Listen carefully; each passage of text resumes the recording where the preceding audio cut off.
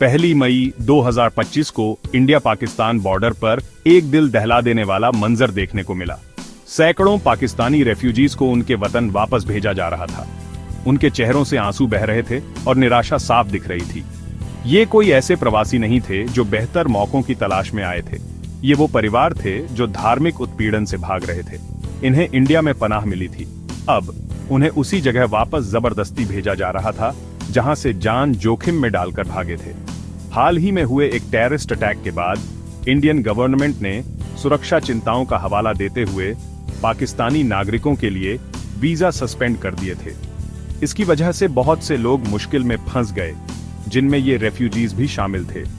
कई लोग सालों से इंडिया में रह रहे थे, कुछ तो दशकों से। उन्होंने यहाँ जिंदगी बनाई थी, परिवार पाले थे और इंडिया को अपना घर मानते थे।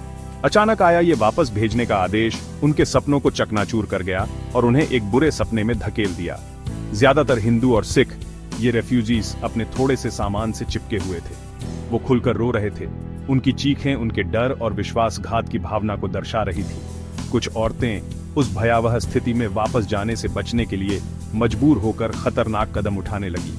अपनी 2 छोटी बेटियों को पकड़े हुए एक महिला ने जहर खाकर आत्महत्या करने की कोशिश की। उसे समय रहते बचा लिया गया, लेकिन उसकी इस कोशिश ने उनके डर की गहराई को दिखा दिया। रेफ्यूजीज की परेशानी की वजह इंडिया में उनकी जिंदगी और पाकिस्तान में उनके इंतजार में जो है, उसके बीच का बड़ा अंतर था। इंडिया में उन्होंने सुरक्षा, सम्मान और बिना डर के अपने धर्म का पालन करने की आजादी का अनुभव किया था। वे अपने बच्चों को पढ़ा लिखा सकते थे, स्वास्थ्य सेवाओं का लाभ उठा सकते थे और इज्जत से रह सकते थे।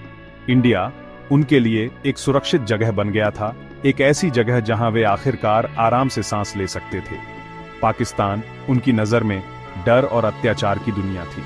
उन्होंने धार्मिक अल्पसंख्यकों के खिलाफ व्यवस्थित भेदभाव, धमकियों और हिंसा के बारे में बताया। जबरन धर्म परिवर्तन, खासकर युवा लड़कियों का, बहुत आम था।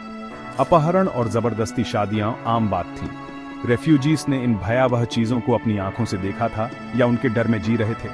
पाकिस्तान लौटने का मतलब था उस बुरे सपने में वापस कदम रखना, एक ऐसी जगह जहां उनके बुनियादी मानवाधिकारों का नियमित रूप से उल्लंघन होता था। रेफ्यूजीज की बातों ने पाकिस्तान में अल्पसंख्यकों के जीवन की एक डरावनी तस्वीर पेश की। एक महिला ने डर से कांपती आवाज में अपनी कहानी सुनाई। मेरी बेटियां, वे खूबसूरत और जवान हैं। मुझे पाकिस्तान में हर दिन उनकी सुरक्षा का डर रहता है। मर्द आएंगे, उन्हें ले जाएंगे, जबरदस्ती धर्म परिवर्तन करवाएंगे, उन्हें अपनी बीवी बना लेंगे। यही हमारी हकीकत है। उसके शब्द दर्द और लाचारी से भरे उन अनगिनत लोगों की भावनाओं को दर्शाते थे जो इंडिया को अपनी एकमात्र उम्मीद मानते थे। रेफ्यूजीज की कहानियां सिर्फ किस्से नहीं थे, वे एक बड़ी व्यवस्थित समस्या को दर्शाते थे। अंतर्राष्ट्रीय मानवाधिकार संगठन पाकिस्तान में धार्मिक अल्पसंख्यकों के साथ होने वाले व्यवहार पर लगातार चिंता जताते रहे हैं। US commission on international religious freedom ने अपनी वार्षिक रिपोर्ट में पाकिस्तान में धार्मिक अल्पसंख्यकों के लिए बिगड़ती परिस्थितियों पर प्रकाश डाला, जिसमें हिंसा, भेदभाव और ईशनिंदा कानूनों का इस्तेमाल करके उन्हें निशाना बनाने के कई उदाहरण दिए गए हैं। रेफ्यूजीज की पाकिस्तान वापसी की दुनिया भर के मानवाधिकार समूहों ने आलोचना की है। एमनेस्टी इंटरनेशनल ने एक बयान जारी करके इस जबरदस्ती वापसी की निंदा की। इसे रेफ्यूजीज की रक्षा करने के इंडिया के अंतर्राष्ट्रीय दायित्वों का उल्लंघन बताया। ह्यूमन राइट्स वॉच ने इंडियन गवर्नमेंट से अपने फैसले पर पुनर्विचार करने का आग्रह किया, ये कहते हुए कि इन रेफ्यूजीज को पाकिस्तान वापस भेजना उन्हें शेर के मुंह में भेजने जैसा है। इन पाकिस्तानी रेफ्यूजीज की दुर्दशा एक बड़े वैश्विक संकट को उजागर करती है। उत्पीड़न से भागने और तेजी से शत्रुतापूर्ण दुनिया में सुरक्षा की तलाश करने वालों की दुर्दशा।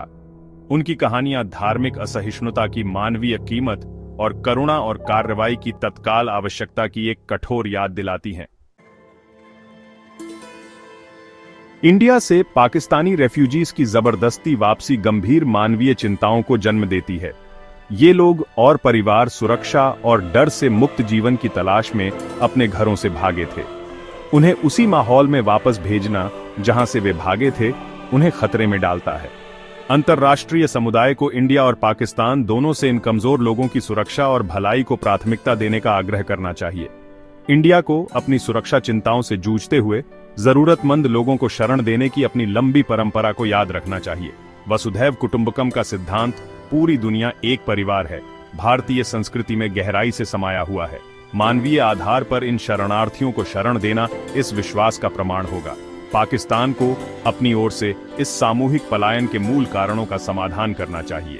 अपने सभी नागरिकों की सुरक्षा सुनिश्चित करने के लिए ठोस कदम उठाए जाने चाहिए, चाहे उनका धर्म कोई भी हो। अल्पसंख्यकों को निशाना बनाने वालों के लिए दंड से मुक्ति की संस्कृति को समाप्त होना चाहिए।